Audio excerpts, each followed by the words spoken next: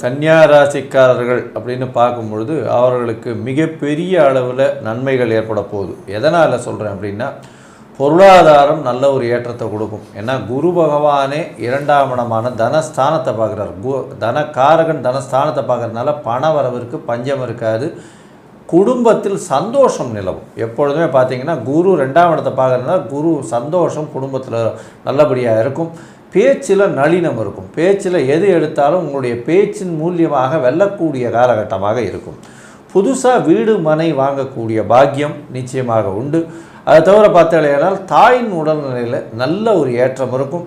படிக்கக்கூடிய மாணவர்களுக்கு நல்ல ஒரு மாற்றங்கள் இருக்கக்கூடிய காலகட்டமாக இருக்கும். புதிய வேலை அமையக்கூடிய வாய்ப்பு, வேலையில் மாறுதல்கள் வரும். மாறுதல்கள் ஏற்றமாக இருக்கும். வேலையில் ப்ரமோஷன் கிடைக்கும். அது ஒரு பெரிய ஏற்றத்தை கொடுக்கக்கூடிய காலகட்டமாக இருக்கும்.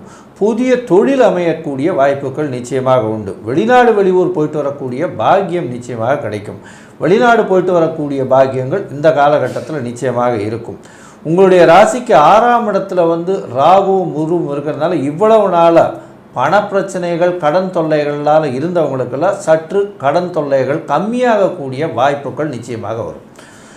இவங்களுடைய நெகட்டிவ் பாயிண்ட்னு எடுத்தோம்னா அகெயின் 6ஆம் இடத்துல இருக்கக்கூடிய சனி பகவான் அபரிமிதமான உங்களுடைய வளர்ச்சியில் உங்களுக்கு உங்களை தாண்ட அகங்காரத்தை கொடுத்து அதீதமாக கடனை வாங்க வச்சுருவார். ரொம்ப ஜாகிரதையாக இருங்க.